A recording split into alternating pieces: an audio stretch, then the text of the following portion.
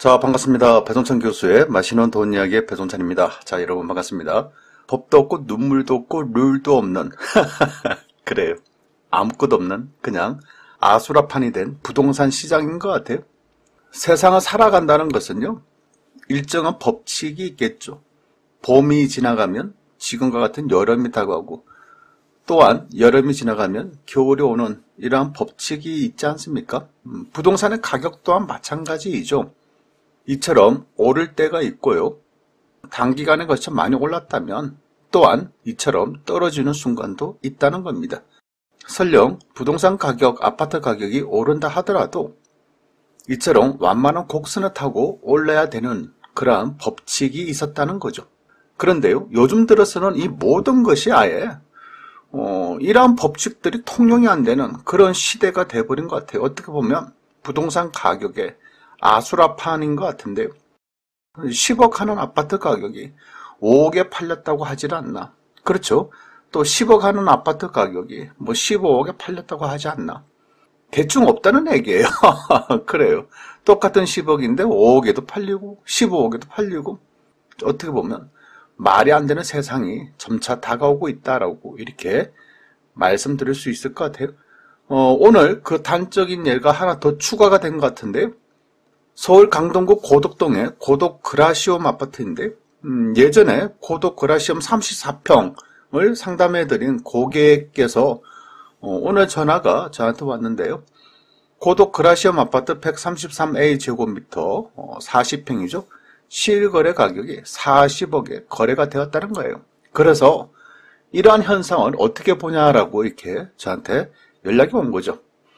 그래서 제가 이렇게 말을 했죠. 설마 그럴 리가 있겠어요?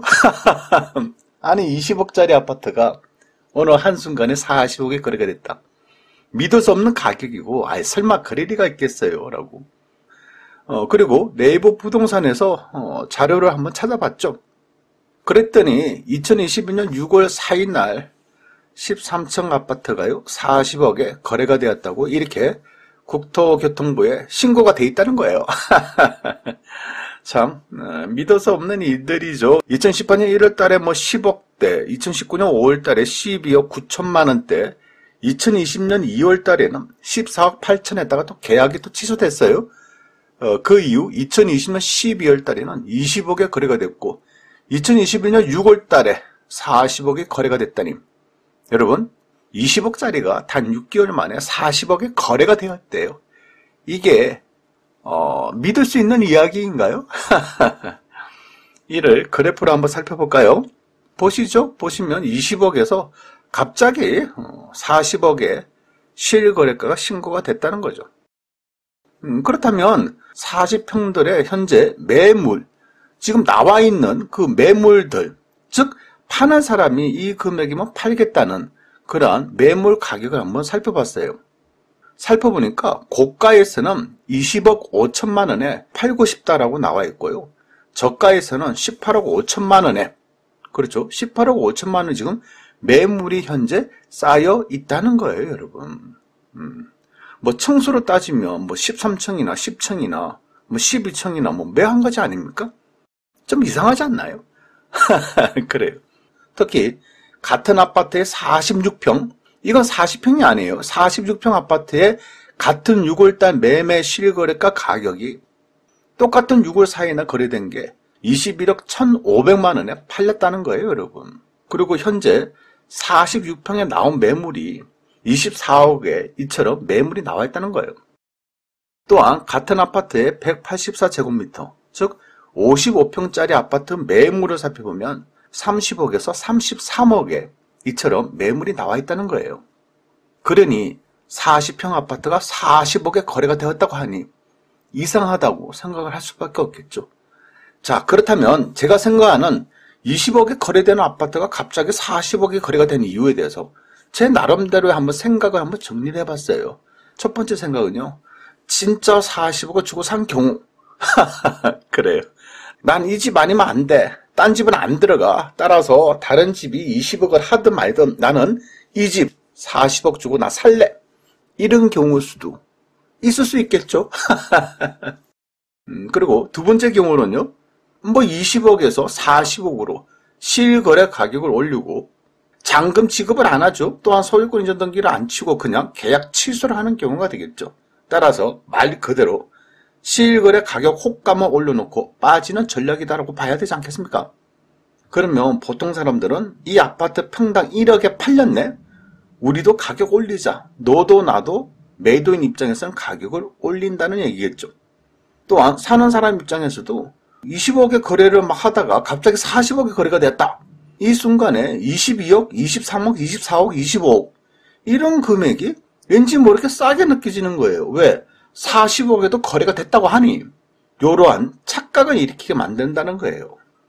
그리고 계약 취소해버린다는 얘기죠. 세 번째 본다면 자전거래겠죠. 여기서 말하는 자전거래란 증권회사가 같은 주식을 동일 가격으로 동일 수량의 매도 매수 주문을 내요. 매매 거래를 체결시키는 방법이죠. 뭐 쉽게 말씀을 해드리면 그냥 지들이 사고 지들이 파는 거 아닙니까? 결국 주식 가격 올려놓는 행위가 되겠죠. 이것을 부동산으로 접목을 시키면 아는 사람들, 지인들끼리 자기 자신들의 매물을 서로 비싸게 사고팔고를 계속하는 거예요. 그리고 호가를 올리고 가격을 올리는 거 아니겠습니까? 그렇죠. 부동산 시장에도 어느 정도 자전거래가 이루어지는 그런 시장이 도래되었다라고 말씀을 드릴 수가 있을 것 같아요. 그리고 네 번째로 본다면요. 분양 가격을 올리기 위한 전략? 그래요. 신규 아파트를 앞으로 분양을 해야 돼요.